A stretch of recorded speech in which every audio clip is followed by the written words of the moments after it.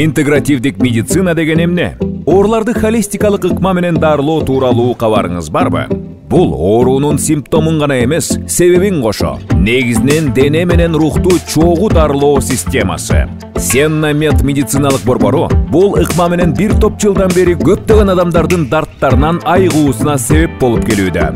Бул клиникада жан дүйнө рухунун начарлашынан, нерв жана дене ооруларынын ар кандай түрлөрүнө кириптер болгон сыркоолорго дем салуу, пижама жасоо, табигый өсүмдүктөрдөн жасалган дарыларды сунуштоо аркылуу шыпа берүүгө ар бир кайрылган адамга жакшы шарттар түзүлгөн. Кара зире, кыз алхинди, зайтун майы, кунжут майы, мекке сеннасы жана башка бир топ нукура табигый дарылар жасалып сунушталат. Клиникада УЗИ, дартты аныктоочу аппарат, гинеколог, педиатр, невролог сыяктуу адистер бар. Пижама жасоодо тажрыйбасы күчтүү, Египеттен билим алып келген адистер кызмат кылышат. Андыктан эч тартынбай биздин Сенна Мед медициналык борборуна кайрылып, шыпа табыңыздар. Сенна Мед, жан дүйнө менен дененин гармониясы.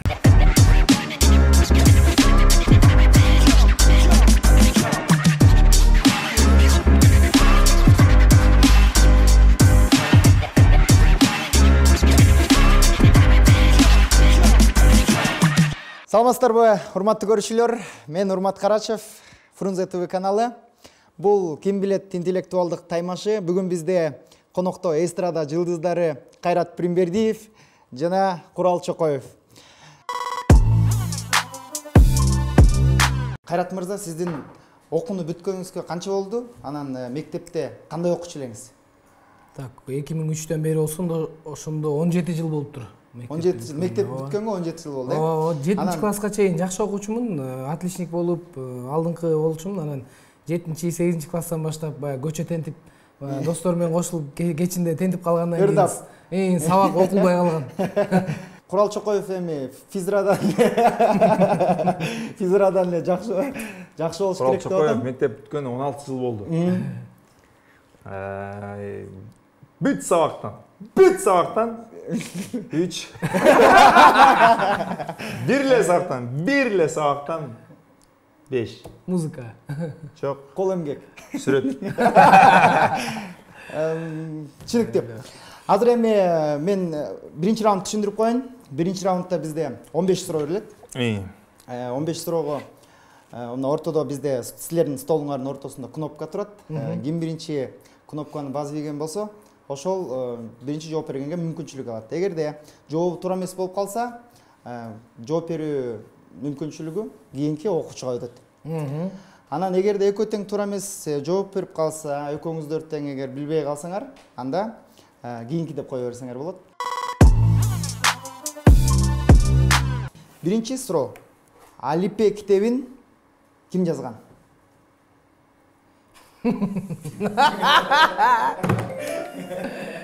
Мен биринчи бастымакчы экен. Кайрат биринчи басты. Билбейм. Эгерде билбесеңер кийинкиси деп кое берсеңер болот. Бирок мен туура жообун айтып коеюн. Алипени Ишенал Арабаев жазган экен. Экинчи суроо. Исхак Разаков ким болгон?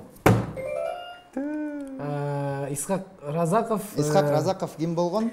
Исхак Разаков кыргыз компартиясынын баягы председатель деп коет го, ошондо жетекчиси болуп калабы, ошондой болгон да. Ошондой болгон. Эме деп койчу, секретарь деп койчу, первый секретарь деп койчу эле, ошондой сыяктуу. Кайрат мырзага биз 2 упай бердик. Ошо менен биринчи упай Кайратта. Анда астыга жылабыз, э? Кийинки суроо. Жайыл району кайсы областка карайт? Кайсы областка карайт? Жайыл району кайсы область? Чүй! Куралда 2 упай бар, Кайратта 2 упай бар. Кыргыз валютасы сом канчанчы жылы кайсы числодо чыккан? Билчи деп асал. Пожалуйста. Кыргыз валютасы 91-жылы өзүнчө болсо, 93-жылы деп айтайынчы. Бирок чемесин билбейм числосун. 93-жыл числосун билбейбиз. Эгер числосун мен Кайрат мырза туура айтып кетсе, жоопту Кайратка беребиз, упайды. Же бөлүшүп алабыз. Жылын туура айттыбы? Жылын туура айтты. Анда числосу мен так числосун билбейм, бирок менимче май айлары болгон да. Конституция күндө. Анда мен мындай силерге так маалыматты айт. Бирок упай ма жазылабы ошондо? Көтөрмөлөп мындай бирден упай берейин деп. Упайды экиге бөлөсүң бизге. Көчпөй калганда көтөрмөлөп чыгарып коет го, 2-класстан 3-класска көчүрүп коет эмес. Мен ошондой көтөрмөлөп экөөңөргө 1 упайдан берейин, бирок туурасы мындай экен да. Кыргыз валютасы сом 1993 жылы 10 майда чыккан. Карчы мындай девяткага тип турсуз го. Не үчүн? Просто логикасын айтып атам. Биз типа где логика деген сыяктуу передачада турабы? Логика 91-жылы өзүнчө мамлекет болсок, 1 жылдын ичинде валюта иштеп чыгыш оңой эмес болчу. Оңой эмес болчу. Анан максимум 2 жыл деп ойлоп туран 2 жыл кошуп 93-тө айтып койдум да. А сен эмнеге май деп айттың? Анткени мен бүт эле бар майда боло берет го деп койсуң. Жок, мен эсимде бар да, мен бала кезимде ошол телевизордон Кыргыздын жаңы акчасы чыгарылды деп жаңылыктан чыккан, ошол май айы болчу да менде. Ошого чейин, азырга чейин эсимде бар ошол күндөр. Асқа жылабыз. Мен анда 5-суроону берем. 5-суроо. Кыргызстанда көчмөндөр оюну биринчи жолу кайсы жылы өткөрүлгөн? Ой, вот жакын отуруп атпасың, колуң кыска деп. 2014 жылы?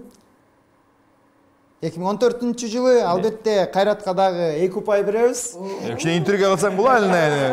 Ооба деп эле. Кайрат 5 дейбиз. Кыргызстанда биринчи жолу көчмөндөр оюну 2014 жылы өткөрүлгөн. Кийинки суроо. Кыргыз футбол курама командасынын азыркы учурдагы башкы машыктыруучусу ким? Биз жооп берүүгө 20 секунд убакыт беребиз. Билем? Сен билбейсиңби? Билем. Айтыр. Эме? Александр Кристинин. Александр Кристинин. Ошол менен Кайратта Анда эмкиде эметпейдир. Кайратта бир топ астыга озуп баратат. Биз достор 7-чи суроого келип калдык. 7-чи суроо. 1 тыйын купюрасынын өңү кандай? 1 тыйын купюрасынын өңү розовый. Розовый. Розовый. Кызыл розовый. Розовый. Албетте Курал мырзага дагы 1 упай бердик. 1 тыйын деген темир деп койсуң. Биринчи 1 тыйынды айттык. Кийинкиси Чыңгыз хандын чын аты ким болгон? Тимучин. Кийинки суроо. 9-чу суроо. Чыңгыз Айтматовдун туулган жылы күнү кайсы күн? Мен билбейм да, бирок. Кайрат. Туулган жылы күнүбү? Туулган жылы күнү. Так, 12 декабрь 1930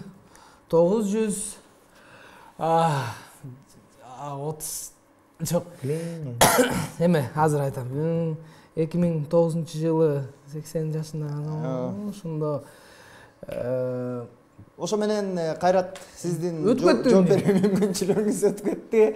Бирок Курал күнүн туура айттым да мен, 12 декабрь. Курал мырза, кезек сизде. Белгилүү биздин сыймыктанган жазуучубуз Чыңгыз Айтматовдун туулган жылы Курал Точно токтоп тур азыр. 2009 жылы. Менимче Чыңгыз Айтматовдун туулган жылын күнүн билип алганыңыз баарыбызга жакшы. Бизди көрүп аткандарга дагы 1928 жылы 12 декабрда жарык дүйнөгө келген. Иосиф Сталиндин чыныгы фамилиясы. Эме Иосиф Виссарионович Джугашвили. Анда Кайрат мырзага дагы 2 упай бердик. Кайрат мырзага 2 упай бердик. Эмки сен барсың? Нормально. Кийинки суроо, 11-чи суроого жеттик достор. Дейву автомаркасы кайсы өлкөгө таандык? Курал? Южная Корея. Корея өлкөсүнө таандык. Куралга дагы Түштүк Корея, Түштүк. 2 упайыбыз бар. Азайып баратат, буюрса АКШнын биринчи президенти ким болгон? Курал мырза жооп берет. Ойлонайын, шашпа, көп. АКШнын эң биринчи президенти ким болгон? 2, 3. Подожди, токтоп тур, эме. 5, 6, 7, Турайын. Аттың өчкүр. 9, 10, 11. Франклин. Анда Жоқ, сиздин 12. Подожди, эме. Жоқ, ал Революционер. Север-юг согушуп кийин. ал эмес. Ал андан ал канчанчы жылкы? Ошо менен Курал мырза, сиздин жооп берүү мүмкүнчүлүгүңүздөн ажырап калдыңыз. Аны как будто мен биле тургансызчы. Вашингтон эмес, же ошолбу? Джордж Вашингтон. Жорж Вашингтон. Мен Франклин Рузвельт деп ойлотком. Кайрат мырзада дагы 2 упай бар. Америка Кошмо Сен Штаттарынын Авраам Линкольн десе. Авраам Линкольн десе болот.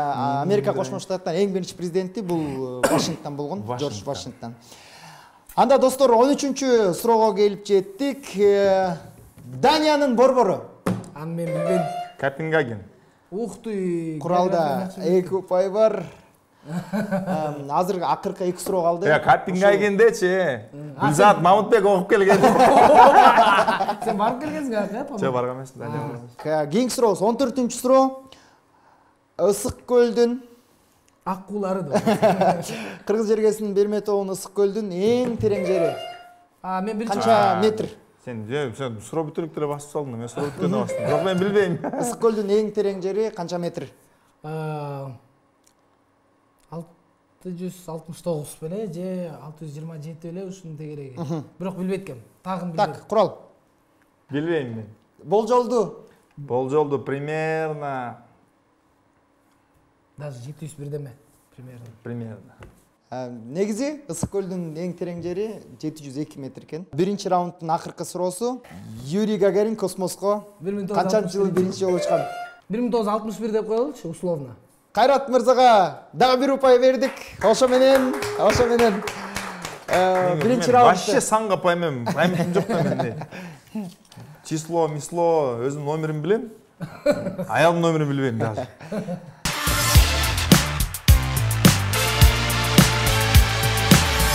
Дүйнө жүзүндө болгон белгилүү фактыларды айтам.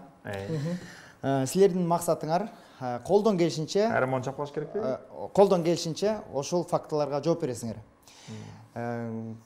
Эгерде туура жооп берген биздин коногубузга, оюнчубузга 2 упай беребиз. Туура жооп берген суроого. Андан сырткары дагы кызыктуу бар. Туура эмес, бирок күлкүлүү кылып биздин мына студиядагы конокторду баарын күлдүрө ала турган жооп берсеңер, анда ал оюнчуга 3 упай беребиз. Ошон үчүн колдон келишинче туура дагы, күлкүлүү дагы жооп бергенге аракет кылабыз. Александр Грэм Белл телефондо ойлоп тапкан. Ойлоп таптырбайм. Телефондо ойлоп тапкан. Грэм Белл. Бирок апасына, аялына бир да жол чалган эмес. Эмнеге? Мен билем. Бул киши телефондо ойлоп тапкан. Ооба. Бирок апасына дагы, жубайына дагы бир да жол чалган эмес. Мен азыр күлкүмүлүктүү кылып бул теманы айткан. Күлкүмүлүктүү. Кичине мындай эме, кандай десем, кичине сыйлабаштык болуп калат. Себеп дегенде анын апасы дагы, аялы дагы дудук дүлөй болушкан.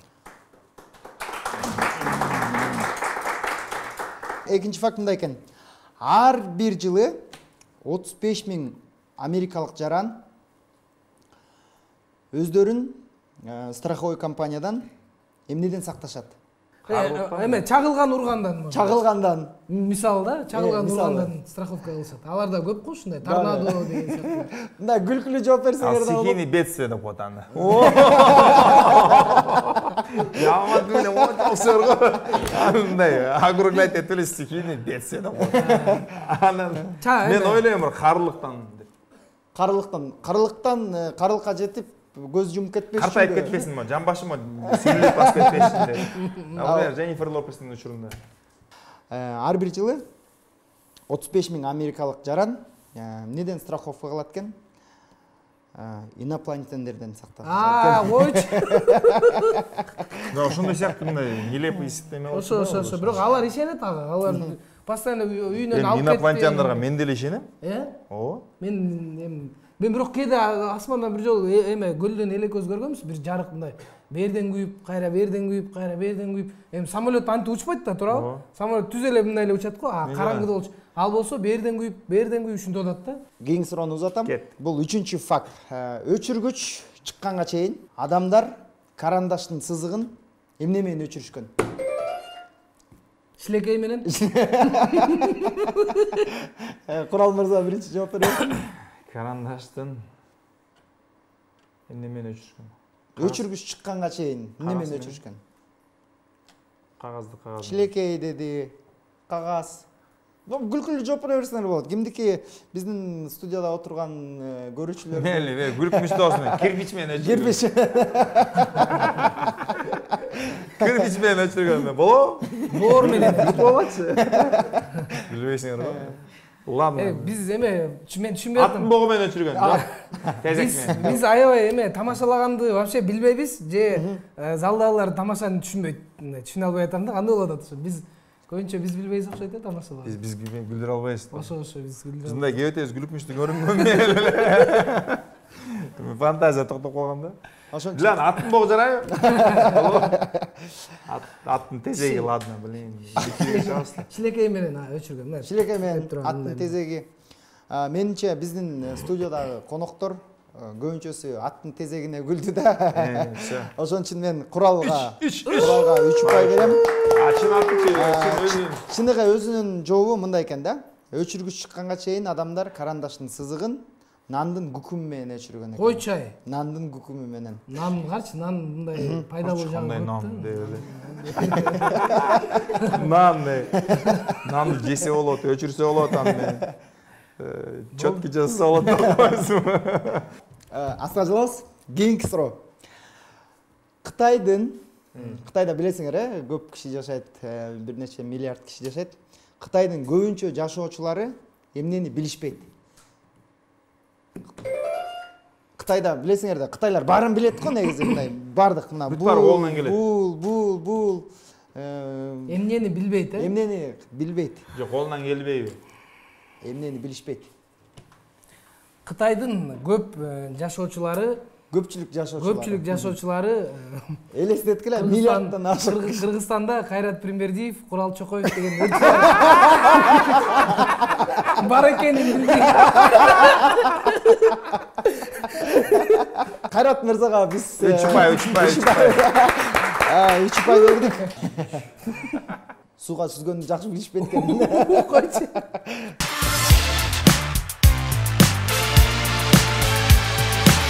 1 минутта беребиз. 1 минутада ким канча көбүрөөк сөз окуса, утуп кеткен коногубузга 5 упай берилет. Урматтуу көрүүчүлөр, биринчи бат окуу Курал мырзага келип жетти. Анда кезекти Куралга беребиз. Жети урогум, карыя көзүң жумду, узун кирпиги тегиз жабылды, ак жумал көзүндө нур ойноду. Теги серпилген аппак муруттун алдында үстүңкү ээрип булк эткени анча байкалбай, сыйда сакалы төгүлдү. Кадимки жай сермелген суудай, оң канат өйдө жамжырт, киш ичигин ийне желбирбей салып карыяга тизе тийиштире олтурган байбиче бир көргөн көзгө көзөлөнгөн келиндей жок. Көз токтотуп көргөнгө көп жашаган умай энедей берекелүү да, ушул ордо үйүнүн кутундай касиеттүү да. Улуулаша олтурган жети уруктун биргилерине тегиз карады байбиче. Үнү жумшак эшитилди. Бал болуң барың элиң журтуң менен, сиздер менен бололу дешти тигилер салык. Карыя көзүн ачты, үнү пас чыкты, так эшитилди. Жардын түбү жол, жоонун түбү эл деген нак кепти. Жети уруктун баш баатыры мен калдаң башта биз баарыбыз туйлай жүрдүк. Болду, стоп. Эми кезекти Кайратка узатабыз. 1 минуттун ичинде ким көбүрөөк сөз окуйт? Кайрат, даяр болсок? Даярбыз. 1, 2, 3, баштадык. Жети ургум карыя көзүн жумду, узун кирпиги тегиз жабылды, ак жумал жүзүндө нур ойноду, теги серпилген аппак муруттун алдынан үстүңкү ээрди булк эткен анча байкалбай, сыйда сакалы төгүлдү. Кадимки жай сермеген суудай, оң канат орто жымжырт, киш ичигин ийне желбирегей салып карыяга тизе тийиштире турган байбиче бир көргөн көзгө созолгон келиндей жок. Көз токтотуп көз көргөнгө көп жашаган умай энедей берекелүү да, ушул ордо үйүнүн кутундай касиеттүү да. Улуулаша олтурган жети уруктун белгилерине тегиз карады байбиче. Үнү жумшак эшитилди. Бал болуң барың элиң журтуң менен сиздер менен бололу дешти тигилер сылык. Карыя көзүн ачты, үнүн пас чыкты, так эшитилди. Жардын түбү жол, жоонун түбү эл деген нак кепти жети уруктун баш баатыры. Мен Калдаң баштап биз баарыбыз туйбай жүрдүк. Анын сыры жеттиге чейин жерден токмок жедик, анан желдей сыздык. Төбө көтөргөн алып жоого чепкен баатырмын деп мен калдаңдадым. Жеке баатыр эмесиң деп бириң айта албадың. Калдаңдабай жер шеке баатырбыз деп силер мактадыңар. Алдына чыккан бала жок. Баарың мени эш туттуңар, мага жоокер болуп. Башында кадимки жалбырак. Курал мырза 1 мүнөттө 127 сөз окуптур. Мектептегидей эле экен. 127. Кайрат канча окуду деп ойлойсуңар? 160. Жок, анча деле эмес, бир 141 деме болуш керек. Кайрат болсо 3-чү раунддун жыйынтыгы менен 1 мүнөттө 176 сөз окуду.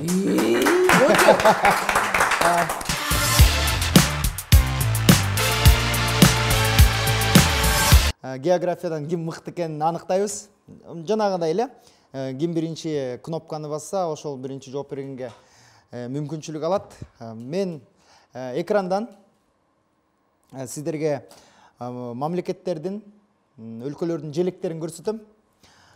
Кайсы мамлекет экенин таап жооп бере беребиз. Эгерде экөөңүздөр тең билбесеңиздер, кийинки деп койсоңуздар болот.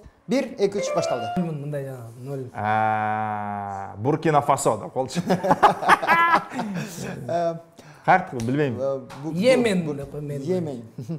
Бул деген достор билип алгыла, бул деген Австрия деген өлкөнүн желеги. Австрия деген өлкөнүн желеги. Так, даярданабыз. Кийинкиси. Мен билем. Койчу. Айтайынбы? Айтсаң. Испания. Бул Испаниянын желеги. Курал мырзага 2 упай беребиз. Кийинкиси. Германия. Курал мырзага дагы 2 упай беребиз. Германия. Ушу жакшы курал жакшы элет. Кийинкиси. Бул чымчык ошаяктын символу болуп калат экен да ошондой, Яма. Какой-то бир африканский желе эмелерге окшошуп атат да мындай бир. Анда Мен билем. Курал жооп бере берсеңиз болот. Азыр мен токтоп азыр. Түштүк Африка Республикасы. Чакырларым ачайынчы. Ойлошту. Бул эме Буркина Фасо деп кол. Уганда. Куралга дагы 2 упай бердик. Да, кийинки суроо.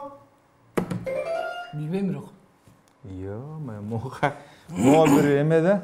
Хотя мындай аракет кылып көрөйүнчү. Логика жаткыз көрөлү эле мо. Мисалы үчүн мо күн болуш керек да, күн, это, короче, восточные страны, мо где-то. Могу Кореяларга чөтө окшош барат. Корея, Япония, же болбосо Индонезия деген сыяктуу мамлекеттердики да. Южно Ошо менен Малайзия деп колчу. Туура жооп. Мен Корея деп коеюн. Туура жооп. Жооп туура эмес болуп калды. Бул Бангладештин желеги. Ошол тарапта да, ошол тарап. Так, кийинкиси. Юго-Восточный Азия. Орден Прогрессо дейби. Мен билем. Мо эме окшойт анда. Португалияныкы окшойт. Атаңдын көрдүнө бул Бразилия, кантип билбейсиң буну? Бразилия да бул. Бразилиянын желеги. Курал жакшы келе атасыз. Кийинкиси. Мен билем. Билесиңби? Айтсаң. Иран. Жок, подожди. Жок, ирандык эме да, исламский сыяктуу. Эме, бул эме. Мен вообще 0 ушундай жагын. Ошо фарси сыяктуу мамлекеттердин эмес. Пажы. 1, 2, 3. Афганистан деп колчу. Афганистан. Да? Бул достор, бул Индиянын желеги болчу. Эме павлиндин куйругуна окшош экен алда. Бул Индиянын желеги болчу. Анда даярданабыз. Кийинкиси.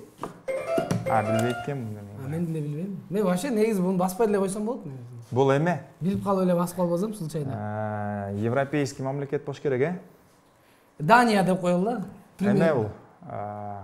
Иниш. Конор Макгрегор. Эмеби? Ирландия.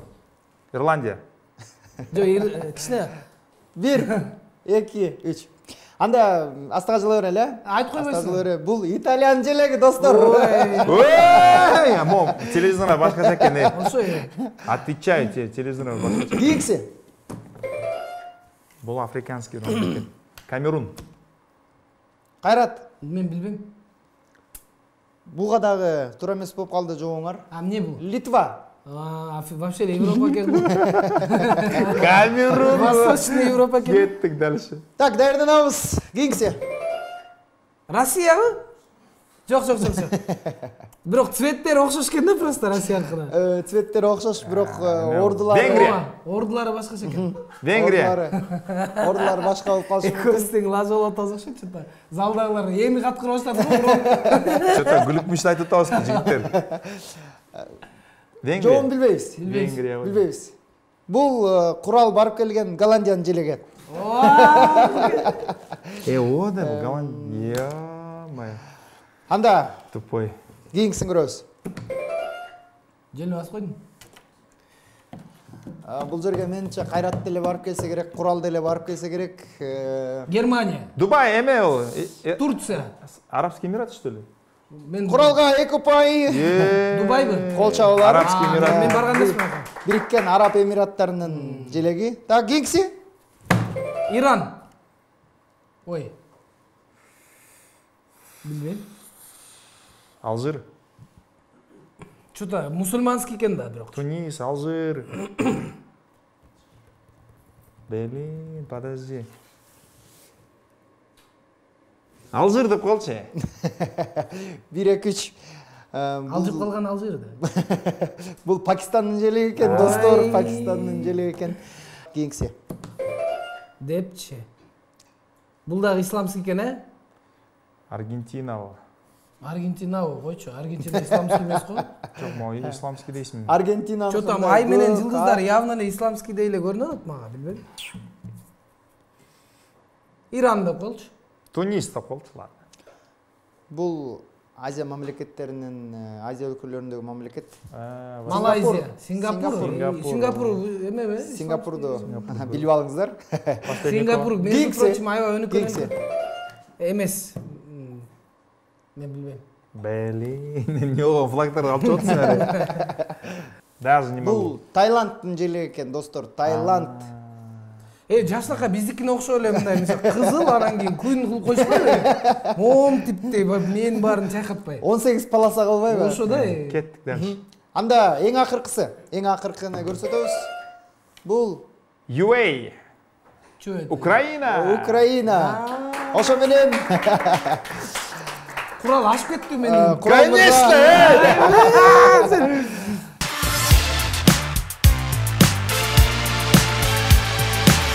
Жаман обидно болуп калдым. Кутуктайм, молодец. Ошон үчүн айтат, эме чуркагандык эмес, буйругандык деп. Шаңдуу ноталар менен бүгүнкү эфирибизди жыйынтыктайбыз. Эмки көрүшкөнчө аман туруңуздар. Биздин передачаны калтырбай көрүңүздөр. Көрүшкөнчө.